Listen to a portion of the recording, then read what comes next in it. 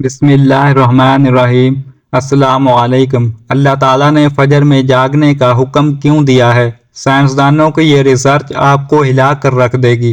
سائنسدانوں نے فجر کی نماز کے وقت پر ریسرچ کی کہ صبح کے وقت جاگنے سے کیا ہوتا ہے، تو تحقیق میں جو معلوم ہوا سن کر آپ کبھی فجر کی نماز نہیں چھوڑیں گے۔ اور حضور صلی اللہ علیہ وسلم نے کیوں فرمایا تھا کہ اس کی فضیلت جان لیتے تو فجر کی نماز ضرور پڑھتے، کیونکہ اللہ تعالیٰ کے احکام کو بجا لانے اور ممنوعات سے اجتناب برتنے کا نام بندگی و عبادت ہے۔ اسلام کے نزدیک عبادت کا مفہوم نہایت وسیع ہے۔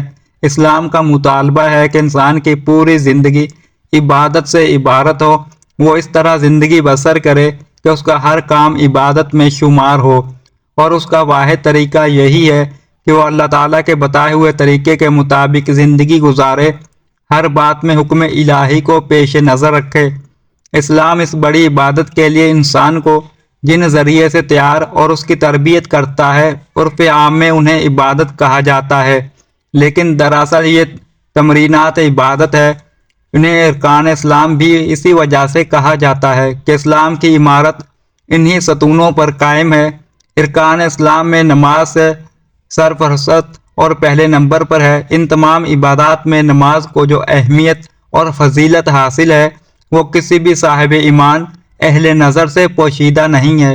نماز کی اہمیت کا اندازہ اس بات سے لگائیے کہ قرآن کریم کے ہر پیغام میں صلاۃ یعنی نماز کا لفظ حرف جلی میں موجود ہے۔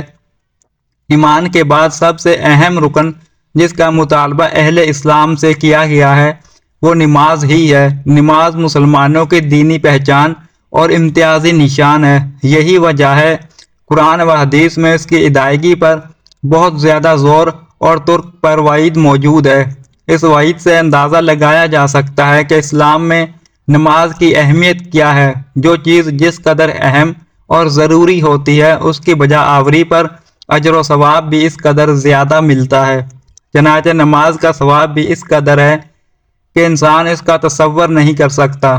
لیکن 5 وقتہ نمازوں میں فجر کی نماز کی اہمیت اور فضیلت سب سے نمایاں ہے، اور اس کی ادائیگی پر اجر و ثواب بھی دیگر 4 نمازوں سے زیادہ ہے۔ اس کی وجہ یہ ہے کہ فجر کے وقت دنیا نیند کی آغوش میں محو استراحت ہوتی ہے اور خواب خرگوش کے مزے لے رہی ہوتی ہے۔ لوگوں پر غفلت اور سستی کی چادر تنی ہوئی ہوتی ہے۔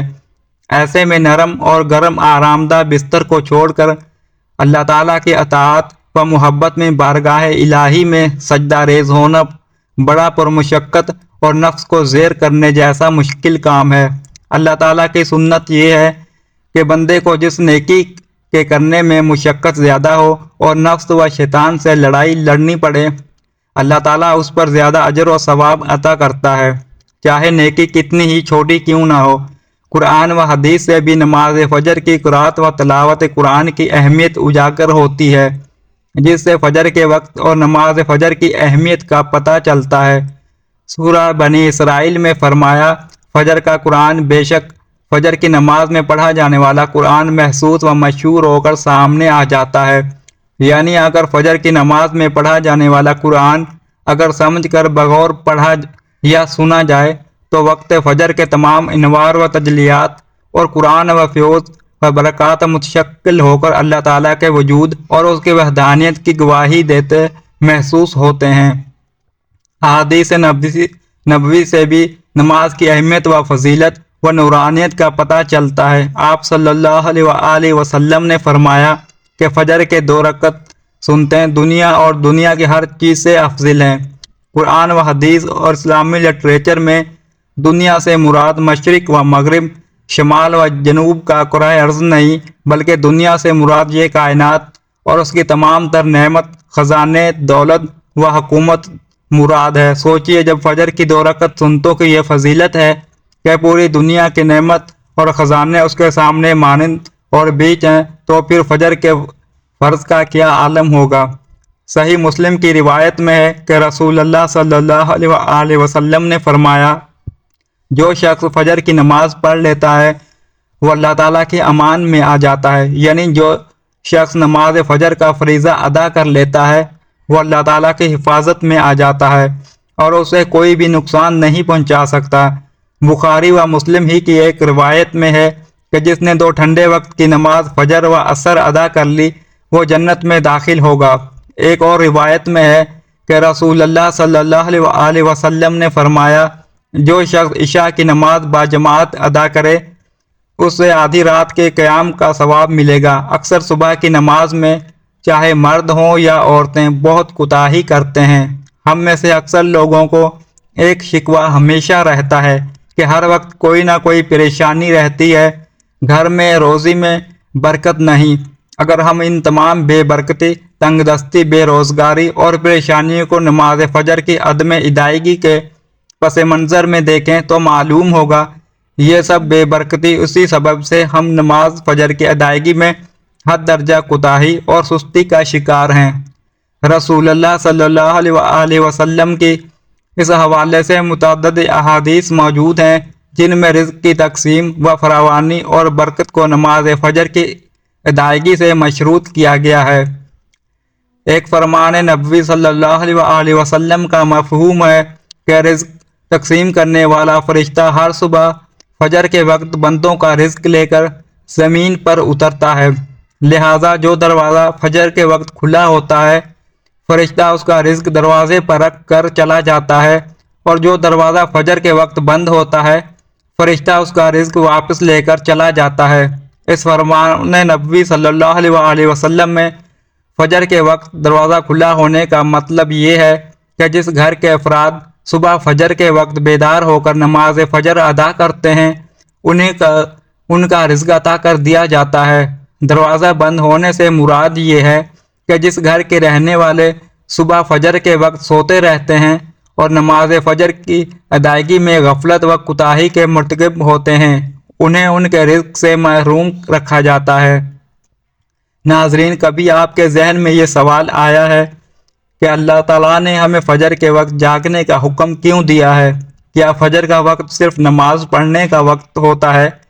کیا اس وقت کے پیچھے ایک راز پوشیدہ ہے؟ وہ راز کیا ہے؟ اس راز کو جاننے سے پہلے ضروری ہے کہ ہم نماز کے بارے میں جانیں جو ہم پر دین میں 5 مرتبہ پڑھنا فرض کی گئی ہیں۔ اور یہ 5 نمازیں کس طرح فرض ہوئی؟ ایک مظاہرہ سفر معراج میں اس وقت ہوا جب حضرت محمد صلی اللہ علیہ وسلم سے ملاقات کے لیے وقت کے انتہائی مختصر حصے میں 7ویں آسمان سے بھی آگے تشریف لے گئے تھے۔ اس وقت اللہ تعالیٰ نے ایک خاص پس منظر میں اپنے حبیب رحمت دو عالم صلی اللہ علیہ وسلم کو آسمان پر بلایا اور اپنے خصوصی انعامات سے نوازا اور اپنے قرب خاص سے نوازا۔ انبیاء کرام سے ملاقاتیں کروائیں، جنت و جہنم کا مشاہدہ، نیکوں اور بروں کے انجام کا نظارہ کرایا۔ اس عظیم سفر میں بہت سے انعامات سے نوازا گیا جن میں ایک خاص انعام امت کے لیے نماز کا تحفہ بھی ہے، یعنی نماز اسی سفر میں عطا کی گئی۔ معراج کی رات جب آپ صلی اللہ علیہ وسلم کو 50 نمازوں کا حکم دیا تو حضرت موسیٰ علیہ السلام کے کہنے پر آپ صلی اللہ علیہ وسلم نے اللہ تعالیٰ سے 50 نمازوں میں نرمی کی درخواست کی، اور ایسا کئی بار ہوا، یہ یہاں تک کہ اللہ تعالیٰ نے امت محمدیہ کے لیے دن میں 5 نمازوں کا حکم دیا، جس کے بعد بھی پھر حضرت موسیٰ علیہ السلام نے آپ صلی اللہ علیہ وسلم کو 5 نمازوں میں کمی کے لیے اللہ تعالیٰ کے پاس ایک بار پھر جانے کی صلاح دی، لیکن تب آپ صلی اللہ علیہ وسلم نے فرمایا کہ میں نے اپنے رب سے کئی مرتبہ درخواست کر لی ہے، یہاں تک کہ اب مجھے حیا آ گئی ہے اور اب میں راضی ہوں، اسی حکم کو ہر طرح سے تسلیم کرتا ہوں۔ ہر نماز پڑھنا ضروری ہے، اور یقیناً آپ کے لیے بھی نمازوں میں سب سے زیادہ مشکل نماز فجر ہوگی، جس میں نیند کا غلبہ اتنا ہوتا ہے کہ ایک انسان مشکل سے اٹھ پاتا ہے، لیکن دن کے اس خاص حصے میں جو راز پوشیدہ ہے اسے جب آپ جانو گے تو یقین کریں کہ آپ فجر کی نماز کبھی نہیں چھوڑنا چاہیں گے۔ دنیا میں کئی ایسے لوگ ہیں جنہیں خواب کی شکایت ہوتی ہے جس میں وہ ساری رات سو نہیں پاتے، یعنی انہیں نیند نہ آنے کی بیماری ہوتی ہے، اور پورا دن کام کاج کر کے جب رات کو بھی سو نہیں سکتے، جس کی وجہ سے ذہنی اور جسمانی بیماریاں جنم لیتی ہیں، اور اس بیماری کا شکار آج ہر دوسرا تیسرا انسان ہو رہا ہے، جس کی بڑی وجہ اللہ تعالیٰ کے احکامات کو پیچھے چھوڑ کر دنیا کی رنگینیوں کے پیچھے بھاگنا ہے۔ ساری رات جاگنے کے بعد فجر کے قریب کچھ دیر نیند آ جاتی ہے، لیکن وہ نیند جسم کو پرسکون نہیں کرتی ہے، جس کی وجہ سے اکثر لوگ جاگتے رہتے ہیں اور ہر قسم کی دوائیوں کے استعمال کے باوجود بھی جب سو نہیں پاتے تو وہ اللہ تعالیٰ سے یہ سوال ضرور کرتے ہوں گے، اے اللہ مجھے نیند کیوں نہیں آتی؟ آخر کیا وجہ ہے؟ بہت کم لوگ ہوتے ہیں جو اس کیفیت میں اپنے اندر پیدا ہونے والی اس آواز کو سن پاتے ہیں جس میں ان سے کہا جاتا ہے کہ بستر سے نکلو، نماز پڑھو، اللہ تعالیٰ کا ذکر کرو، اور یقین کریں جو لوگ اس آواز کو سن پاتے ہیں اور اس پر عمل کرتے ہیں انہیں تا حیات کبھی بھی اس بیماری کی شکایت نہیں ہوگی۔ حدیث شریف میں ملتا ہے جس میں آپ صلی اللہ علیہ وآلہ وسلم نے فرمایا کہ رات اور دن میں فرشتوں کی ڈیوٹی بدلتی رہتی ہے، اور فجر و عصر کی نماز میں ڈیوٹی پر آنے والے فرشتے اور جانے والے فرشتے ایک دوسرے سے ملتے ہیں۔ پھر تمہارے پاس رہنے والے فرشتے جب اوپر چڑھتے ہیں تو اللہ تعالیٰ پوچھتا ہے، حالانکہ وہ ان سے بہت زیادہ اپنے بندوں کے متعلق جانتا ہے، کہ میرے بندوں کو تم نے کس حال میں چھوڑا؟ تو وہ جواب دیتے ہیں کہ ہم نے جب ان کو چھوڑا تو وہ فجر کی نماز پڑھ رہے تھے، اور جب ان کے پاس گئے تب وہ عصر کی نماز پڑھ رہے تھے۔ فجر اور عصر کی نمازوں کے اوقات میں سونے سے منع کرنے کے پیچھے بھی ایک بڑی وجہ ہے، اور وہ یہ ہے کہ سائنسدان کہتے ہیں کہ صبح سورج طلوع ہوتے وقت اور شام کو غروب ہونے سے پہلے سونا نہیں چاہیے، کیونکہ صبح کے وقت زمین پر آکسیجن بہت زیادہ مقدار میں ہوتی ہے، جس وقت ماحول تر و تازہ ہوتا ہے، اور یہ آکسیجن آپ کو دن بھر تندرست رکھنے کے لیے انتہائی ضروری ہوتی ہے۔ تو جو اس وقت سو جاتا ہے تو وہ اس تازہ آکسیجن سے محروم رہ جاتا ہے، اور عصر کے وقت زمین پر آکسیجن کی کمی ہوتی ہے، تو اگر کوئی سو جاتا ہے اس کو آکسیجن کے کم مقدار ہی ملتی ہے، جس کی وجہ سے جب وہ جاگتا ہے تو اس کے سر میں درد اور طبیعت بوجھل ہو جاتی ہے۔ اور یہی بڑی وجہ ہے کہ دین اسلام میں ان دونوں اوقات میں سونے سے منع فرمایا گیا ہے۔